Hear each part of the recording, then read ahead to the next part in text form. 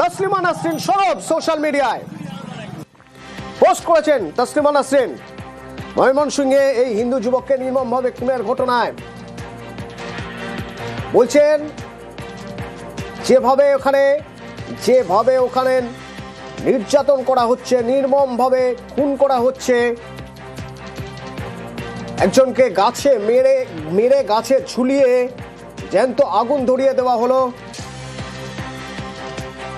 নৈরাজ্যের এই বাংলাদেশ নিয়ে সোশ্যাল মিডিয়ায় সরব তসলিমা নাসরিন।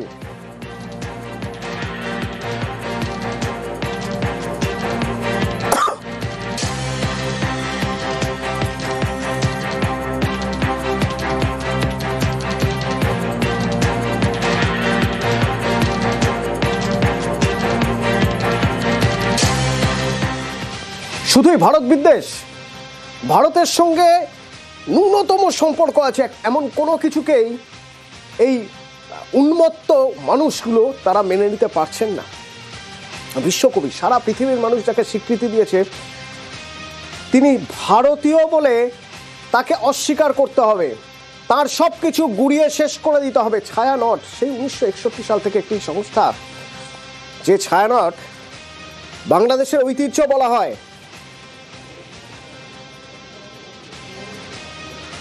রবীন্দ্র ছায়াধন্য এই ছায়ানট, সেখানে হারমোনিয়াম তানপুরা ভাঙচুর করলো উত্তেজিত জনতা। ছায়ানট সংস্কৃতি ভবনে, ধানমন্ডির ছায়ানট সংস্কৃতি ভবনে মৌলবাদীদের হামলায় তছনছ।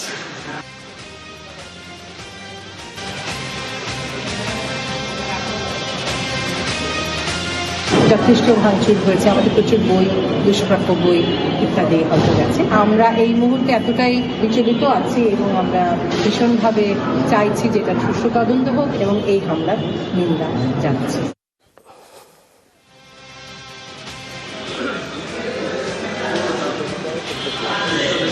আর ওদেশে এইভাবে সংস্কৃতির উপর হামলা, সংস্কৃতি অবমাননা কিভাবে দেখছেন এদেশের সংস্কৃতি প্রাণ মানুষরা, বিশিষ্ট মানুষরা? আমরা যোগাযোগ করেছিলাম, শুনুন। এটা তো খুব কষ্টের ব্যাপার আমার কাছে, যেটা আমার জন্মভূমি এবং আমার প্রিয় দেশ, এখানে ইসলামের এরকম একটা সংকীর্ণ ধারণা থেকে এই আক্রমণগুলো হচ্ছে। এর সঙ্গে সঙ্গে ভারত বিরোধিতা, রবীন্দ্র বিরোধিতা এবং সঙ্গীত বিরোধিতা। ছায়ানট একটা অত্যন্ত ঐতিহ্যশালী প্রতিষ্ঠান, বাংলাদেশের গর্ব। সারা বাংলাদেশে রবীন্দ্র সঙ্গীত সম্মেলন বলে একটি প্রতিষ্ঠা করেছিলেন, যাতে একদম তৃণমূল স্তর থেকে রবীন্দ্রসঙ্গীতের শিল্পীদের তুলে আনা হয়। তার ফলে বাংলাদেশে এত রবীন্দ্রসঙ্গীতের শিল্পী, গুণী শিল্পী আমরা পেয়েছি। এখন তাদের জীবন এবং তাদের সমস্ত কিছু বিপন্ন হয়ে পড়লো। আমি জানি না এরা কি চায়, শৃঙ্খলা রক্ষার দায়িত্ব যাদের ওপরে, তারা কি করছেন বসে বসে, এটা আমি ভেবে পাচ্ছি না। এটা অত্যন্ত দুঃখজনক ঘটনা যে এইভাবে বাদ্যযন্ত্র ভেঙে দেওয়া হচ্ছে, সাংগীতিক প্রতিষ্ঠানকে আক্রমণ করা হচ্ছে। কারণ সঙ্গীত তো কোনো ধর্মের সাথে কোনোভাবে যুক্ত নয়। মানুষের কিছু আদর্শ, কিছু ভাবনা, কিছু বিশ্বাস, কিছু ধর্ম, এসবের ঊর্ধ্বে কিন্তু সঙ্গীতের অবস্থান, আমি এইভাবেই ভাবি। তো সেই জায়গা থেকে সঙ্গীতকে আক্রমণ করা, আমার মনে হচ্ছে যারা করছেন তারা বোধহয় কোনোভাবে ব্রেন ওয়াশড বা একদমই একমাত্রিক একটা ভাবনার মধ্যে রয়েছে। বাদবাকি নীতি, আদর্শ, মানবতা, মনুষ্যত্ব এগুলোকে তারা ভাবছেনই না। তো এটা অত্যন্ত একটা দুঃখজনক পরিস্থিতি তৈরি হয়েছে। আমার সত্যি অত্যন্ত ব্যথিত এবং খুব কষ্ট হচ্ছে জেনে যে একটা রাজনৈতিক পরিস্থিতির জন্য হোক বা যে কোনো কারণেই হোক, যে কোনো দেশের সাংস্কৃতিক জায়গাটাকে এভাবে আঘাত করছে, এবং কেন করছে, কারা করছে আমি জানি না। হারমোনিয়াম, তবলা, সঙ্গীতের যন্ত্রপাতি সেটা নষ্ট করা হয়েছে। আমরা এত বছর ধরে সেখানে কত গান বাজনার আমি অনুষ্ঠান করেছি, আমার সুরে ও দেশের শিল্পীরা গেয়েছেন, আমি ও দেশের কথায় সুরে গেয়েছি কয়েকশো গান। যত্ন করে তাদের সংস্কৃতিকে বাঁচিয়ে রাখেন, বাংলা ভাষাকে বাঁচিয়ে রাখেন। তারা সাংগীতিক যন্ত্রপাতি ভাঙছেন, এরা কারা? খুবই আতঙ্কিত এবং খুবই ভয় লাগছে যে এত সুন্দর দেশটার কি হবে। নেপালে কিছুদিন আগে আপনারা লক্ষ্য করেছেন হিন্দুত্বের জিগিরে কিভাবে একের পর এক বাড়ি পুড়ে গেছে, শিল্প সংগ্রহশালা ধ্বংস হয়েছে। এটা খুব যারা মৌলবাদী তাদের এটা রিটালিয়েশন। সংস্কৃতিকে আক্রান্ত হতে হয় তখনই যখন মৌলবাদ সবচেয়ে বেশি মাথাচাড়া দেয়। আমাদের এখানে যেভাবে ইতিহাস ধ্বংস করা হচ্ছে, ওদেরও তাই একই জিনিস হচ্ছে। মৌলবাদের চেহারা একই, মৌলবাদ কখনোই মানে ভিন্ন ভিন্ন চেহারায় দেখা দেয় না। মৌলবাদ এবং ফ্যাসিবাদ একই রকম ভাবে পুরোটাকে নিয়ন্ত্রিত করে, এখানেও তাই দেখা দিচ্ছে।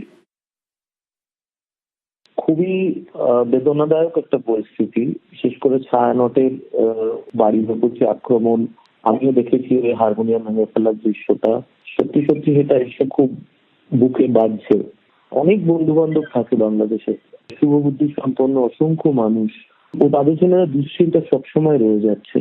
কলকাতার তো সেদিক থেকে দেখতে গেলে একটা খুব বড় যোগাযোগ আছে, অন্তত সংস্কৃতিগত ভাবে তো বটেই।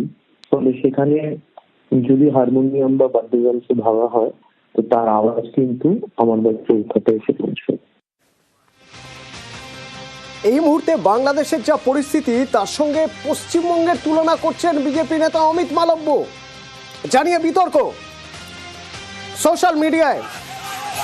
তিনি বলছেন যে 26-এ তৃণমূল ক্ষমতায় এলে পশ্চিমবঙ্গ হবে বাংলাদেশ। এক্স হ্যান্ডেলে পোস্ট অমিত মালব্যর। পাল্টা তোপ কুণাল ঘোষের।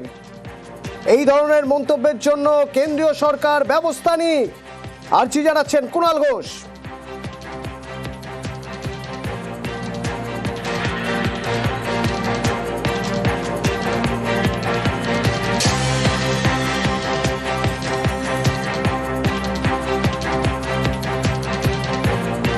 এই যে অমিত মালব্য বলে যে ব্যক্তিটি আছেন, তারা বাংলাদেশের আপত্তিকর কাজগুলো এবং সেখানকার কিছু ভিডিও সেইগুলো পোস্ট করছেন, তার সঙ্গে পশ্চিমবঙ্গকে তুলনামূলকভাবে জড়িয়ে দিয়ে এই কাজটা করছেন। শুধুমাত্র পশ্চিমবঙ্গকে অপমান করা নয়, এটা কিন্তু একটা প্ররোচনা দেওয়ার চেষ্টা। আসলে বিজেপি এই ভোটে সম্প্রীতি নষ্ট করে ধর্মীয় মেরুকরণ এবং অশান্তির মাধ্যমে ওরা কিছু মানুষকে বিভ্রান্ত করতে চায়। কিন্তু মমতা বন্দ্যোপাধ্যায় মাননীয় মুখ্যমন্ত্রীর বাংলায় আমরা এটা হতে দেব না। এই বিষয়ে যা করণীয় করার কেন্দ্রীয় সরকারের, নিরাপত্তার ইস্যুতে আমাদের নীতি কেন্দ্রীয় সরকারের পাশে থাকা।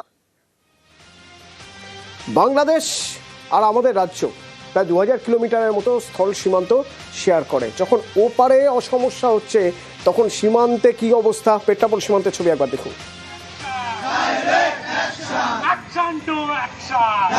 বাংলাদেশে নানান জায়গায় গন্ডগোল হয়েছে, আমাদের এলাকায় হয় না। কোথায় কোথায় ঝামেলা হচ্ছে? ঢাকায় বেশি, ঢাকায় আওয়ামী লীগদের লোকদের উপরেই বেশি মার ধর, বাড়ি মানুষের কথা বলতে মানে উচিত কথা বলতে পারে না, ভয় লাগে। তার কখন কি বিপদ ঘটে তো বলা যায় না। হাজিবিতে বাংলাদেশে নানান জায়গায় গন্ডগোল হয়েছে, আমাদের এলাকায় হয় না। কোথায় কোথায় ঝামেলা হচ্ছে? ঢাকায় বেশি, ঢাকায়। কি হয়েছে ঝামেলা কি? ওই তো আমরা তো অত রাজনীতি করি না, ওই আওয়ামী লীগদের লোকদের উপরেই বেশি মারধর, ওই বাড়ি। দেশের অবস্থা, মানুষের কথা বলতে মানে উচিত কথা বলতে পারে না, ভয় লাগে। তার কখন কি বিপদ ঘটে তো বলা যায় না।